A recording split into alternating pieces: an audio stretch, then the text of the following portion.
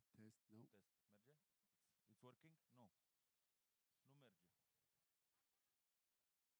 Hello, hello, hello. Ok. Merge. 12.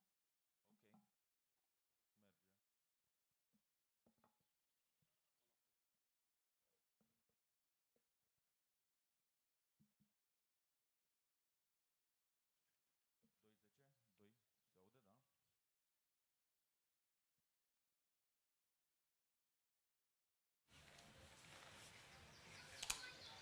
Domnilor și domnilor, bine ați revenit la Sports Talk, la Sports Festival aici la Cluj, în a doua zi, după ce am vorbit despre natație, fotbal, handbal, tenis, iată aplicațiile din zona de software pentru industria sportului, rolul femeilor.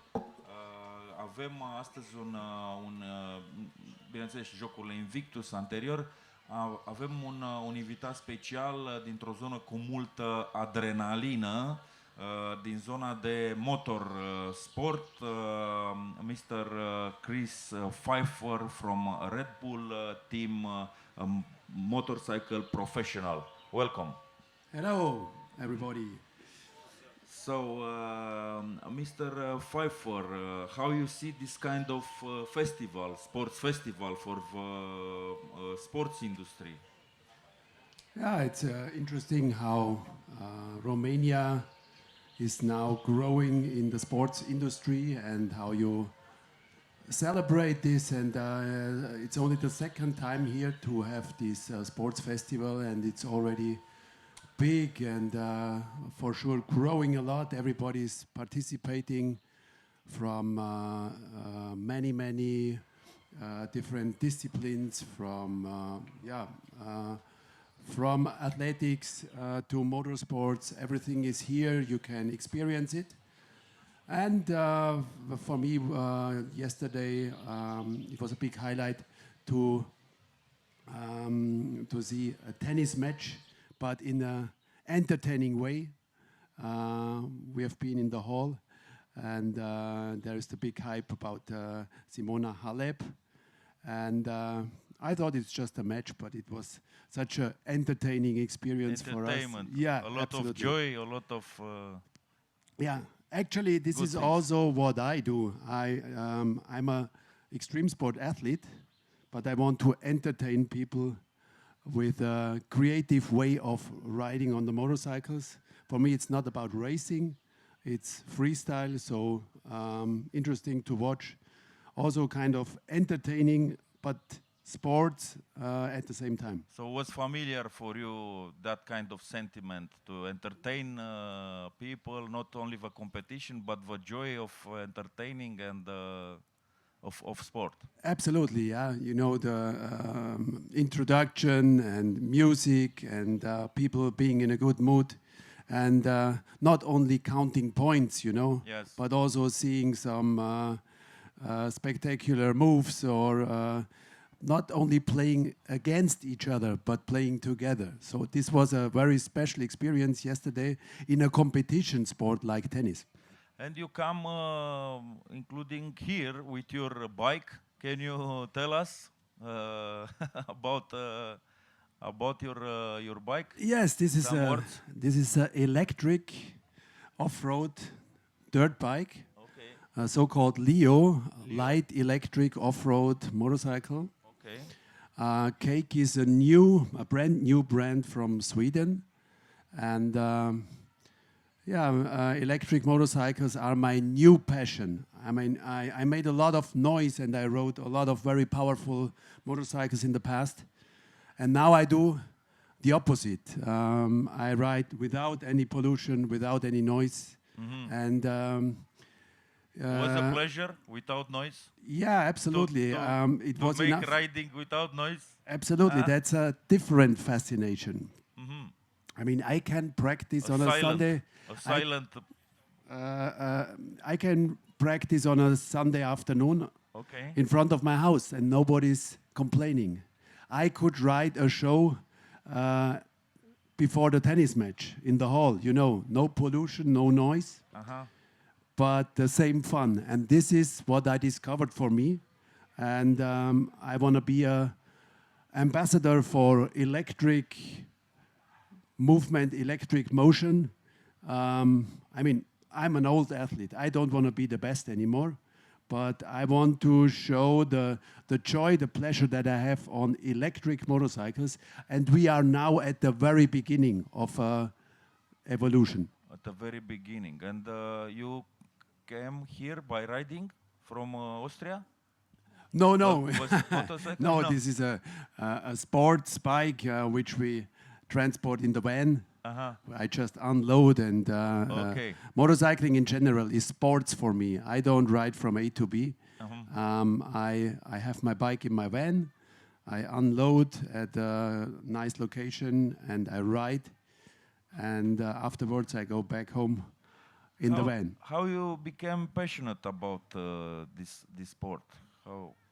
Did you remember? Well, my dad is also a passionate motorcyclist, and well, when I was 5, my dad started riding again. Actually, he took a break when I was born, but when I was 5, he restarted riding, and he started something in me. I was a passenger on his bike, but being co-pilot or being passenger was not enough for me, so I started riding by myself already in an age of 5.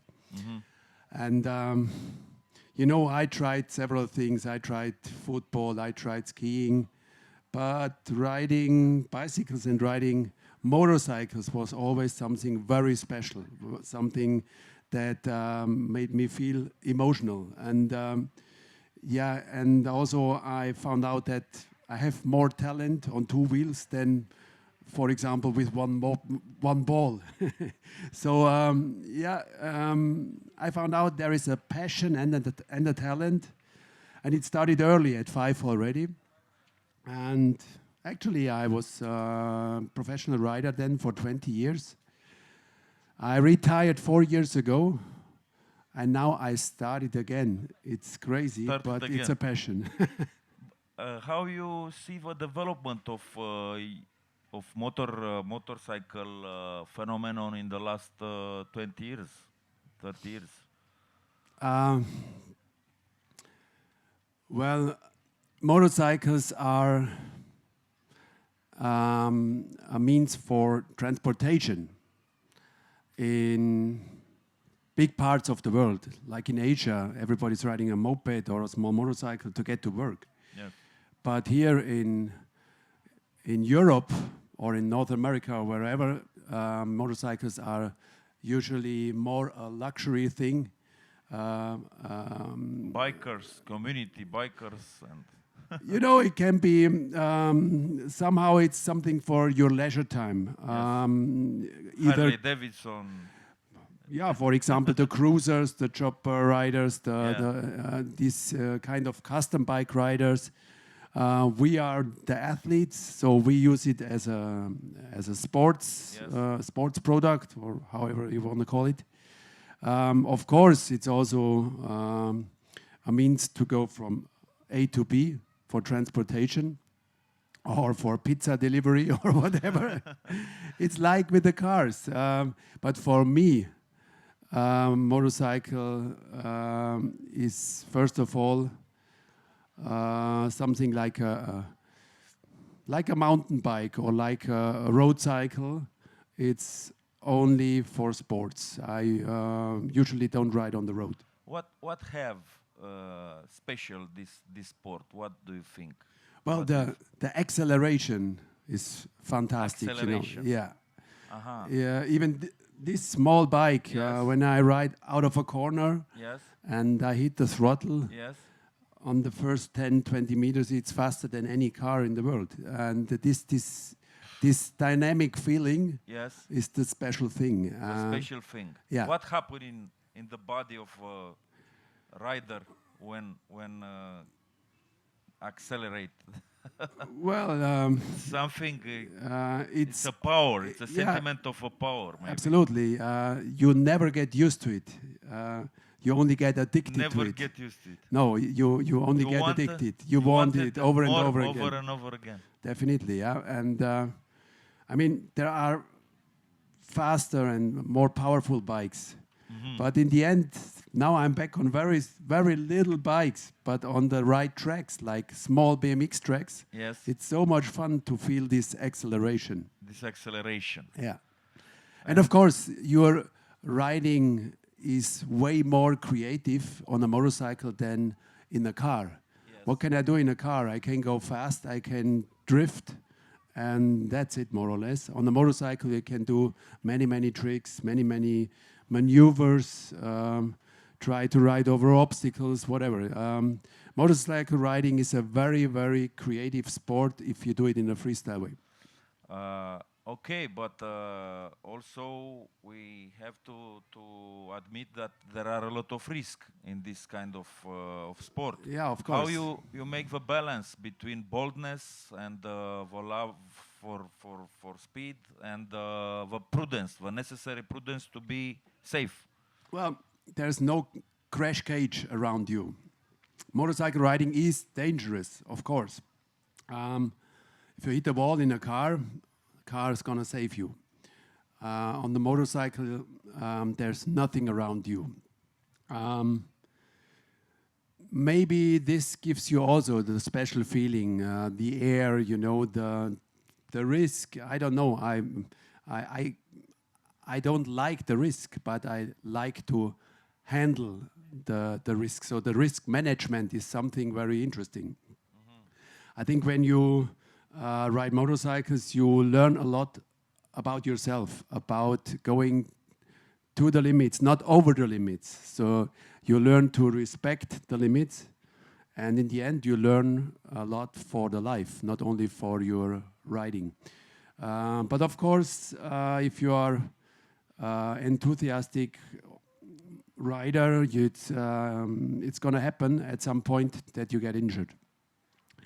I don't know any professional rider who got no injuries. And also a motor rider after Yeah. 5 years or 10 years, it's a word.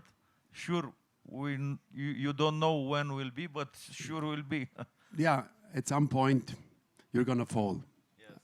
And if you want to reach a high level in these sports, I mean, you have to push a lot. And we say if you are not falling every now and then, you are not pushing hard enough. So to reach a high level, you need to manage the risk. And for some people, it's never possible to do extreme sports in a safe way. Yes. And they will end up in the hospital in the very beginning of going into extreme sports. Others, they do crazy stuff and they develop the view for the surface. They develop, or they can hear and feel if there is a technical problem. So you have to be very sensitive to avoid injuries. But did you observe in the last years that more and more sportsmen in different kind of risk sporting take more and more risks? Because with the development of this, not only professional, but we see amazing things and people do things unimaginable only to make a video and to have fans and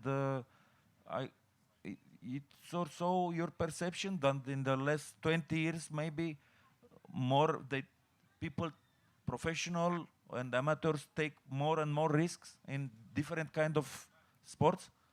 Yes and no. I mean, social media and stuff, so showing off takes people into dangerous situations, of course. So they accept the danger just to be a hero in the internet. This is dangerous, of course. But if you are a professional, you don't want to be a one-hit wonder. You have to be safe all the time. And only the safe riders are the successful riders in extreme sports. And if you believe it or not, extreme sport athletes are usually careful people. They are not Risky people. very risky people. They are professionals in risk management. Very interesting. It's we discuss a lot about business here, business and sport and risk management. It's even in business, it's very very important. What can you tell us about how you prepare the competition, the performance, how you manage the internal pressure before the performance? Well, I've never been very nervous before competitions, but or before shows. I try to mentally get prepared by thinking about how I enter the spot, the location, the venue, and I try to ride my bike already in the minutes before. And what also helps me a lot is warming up by running. Yes. And just sometimes trying to find into a certain flow. So if I'm running for 10 minutes, it's way easier for me to handle the situation of getting started on the bike as well. Interesting. Yeah, Point.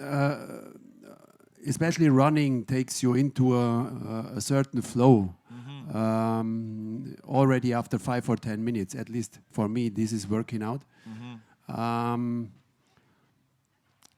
Some time ago, no, many years ago actually, I always tried to listen to music and just be in my tunnel, in my world. But I found out that this is not really working for me. This was actually not the right way. So running and thinking about how to enter the venue. This is my way to handle some tension or nervosity. However. Yeah. And the recovery, the process of recovery, how you... Well, it happens that you get injured, of course. And I'm not a very patient person. Actually, I'm completely the opposite.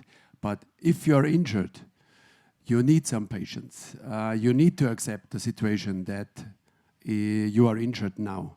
It's never the right point. It's always, first of all, you say, shit, why now? Why am I injured? I have so many goals. So you have to accept the situation. You have to find professional help, like the doctors, the hospital, of course. But then later on, you need some professional rehabilitation, and you need new goals, small goals. Maybe you need to set a time frame to say, I want to be back in 2 months or in 6 months or however. And then you try to reach step by step your small goals. And for me, it was never a problem to keep the motivation high. My motivation was always almost too high. I mean, you have the choice. When you're injured, you can say, I give up, or I put even more force the big into why. it. You come back to the why. Yeah. As Darren Cahill said yesterday. I can say after injuries, I usually came back even stronger. You have a lot of time to think about it. You refresh your motivation.